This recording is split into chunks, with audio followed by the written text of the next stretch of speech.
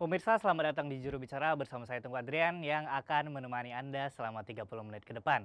Dan di episode kali ini telah hadir bersama kita Dirjen IKP Kominfo, Prof. Dr. Widodo Muktio atau yang biasa dikenal dengan Bapak Widodo Mukti. Selamat datang Pak, apa kabar Pak? Baik, makasih Mas. Terima kasih Pak udah hadir di Juru Bicara ya Pak ya. Nah Pak, kita ngobrolin tentang influencer pemerintah ya Pak ya, yang belakangan ini rame dibicarain di media sosial Pak.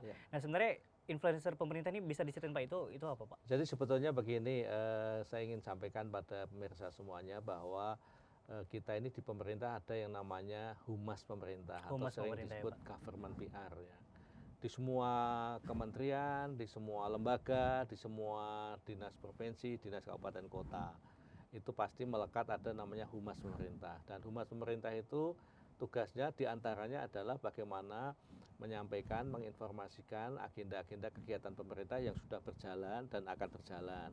Agar supaya apa? Agar supaya masyarakat tahu bahwa pemerintah dengan masyarakat ini kan harus ada semacam understanding ya, saling mengerti. Dan itu penting supaya juga tidak ada saling duga praduga yang tidak betul. Sehingga humas ini tugasnya adalah tidak hanya send kata Pak Presiden itu ya, tetapi delivered. Artinya maknanya adalah tidak sekedar teknis mekanis ngirim, tetapi juga harus sampai pada masyarakat ngerti, oh itu toh yang dikerjakan pemerintah. Jadi itu tugas humasnya.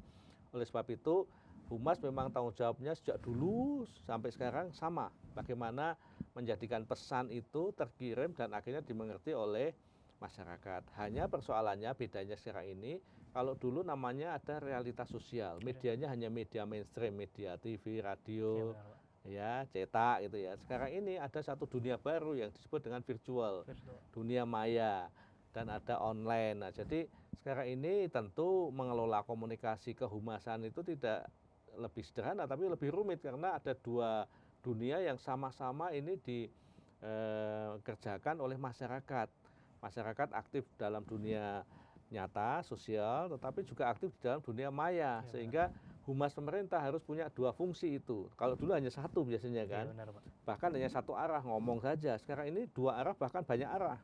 Nah ini yang saya kira menjadi penting, makanya kami di IKP Kominfo sejak bulan September saya masuk itu, saya kemudian sampaikan, oh kita harus mencoba rethinking, meninjau kembali bagaimana cara kerja humas pemerintah menghadapi dunia yang sekarang ini sangat dinamis dan ada dua dunia yang treatmentnya beda-beda. Nah, treatment beda-beda itu harus disikapi dengan cara yang berbeda. Makanya kemudian saya mengambil satu langkah, bagaimana humas pemerintah itu layaknya orang milenial. Meskipun usia boleh berapapun tidak masalah, tapi milenialnya harus ya.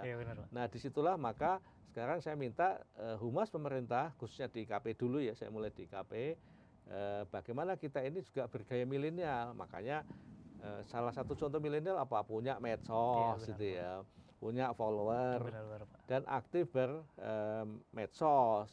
Hanya bedanya medsosnya harus positif, makanya konten yang harus dilaksanakan oleh humas pemerintah itu harus positif knowledge, pengetahuan-pengetahuan positif yang memberikan dampak pada pengertian kita, akal sehat kita menjadi positif. Ini kayak analog makan ya. Jadi makan itu kalau makanan kita itu makanan yang sehat-sehat, yang positif, itu badan kita juga akan sehat, perut kita nggak mual-mual. Tapi kalau kita makan informasi ya, ini informasi anggap saja makanan ya, kita telan, kita makan, tapi kita melemparnya, menyajikannya, memberikannya, itu makanan-makanan yang nggak sehat, masyarakat tentu akan jadi nggak sehat. Nah oleh sebab itu kita sekarang ini meminta semua humas pemerintah, yuk kita sama-sama dengan masyarakat saling TikTok ya, saling ngomong-ngomong dalam era medsos ya, tetapi juga yang positif. Kita tidak anti dengan medsos, itu sudah suatu keniscayaan sejarah bahwa kita ini memang ada dua dunia sekarang ini. Tapi bagaimana kita ini memulai dengan hal-hal yang positif. Nah itu poinnya, supaya kemudian kita aktif ya, kalau punya banyak pengikut disebut influencer gitu ya, meskipun itu sebutan saja sebenarnya ya, bahkan ada yang nyebut buzzer gitu ya, tapi sebenarnya pengikut saja. Yang penting kita tetap manusia, jangan mesin. Ya kalau saya lagunya gini, kalau dengan teman-teman humas, kalau Anda hanya ingin punya follower tapi mesin, itu namanya lagunya iya, itu kan bohongin, jangan ada dusta di antara kita gitu ya. Nah jadi itu poin penting, makanya kita ingin aktif bermedsos, hal-hal positif, dan akhirnya memberikan asupan makanan yang sehat, yang mencerahkan, yang menginspirasi masyarakat. Nah, itu target yang harus kita laksanakan. Bahkan kemudian kalau kita sudah bisa seperti itu, kita akan berikan satu penghargaan PIN ya, Pak, Humas ya? Pemerintah, PIN Humas gitu ya. Pemerintah, PIN ya, Humas Pak. Pemerintah ini, nah kayak gini. Itu bentuknya, Nah, Pak, ini ya? PIN Humas Oke. Pemerintah.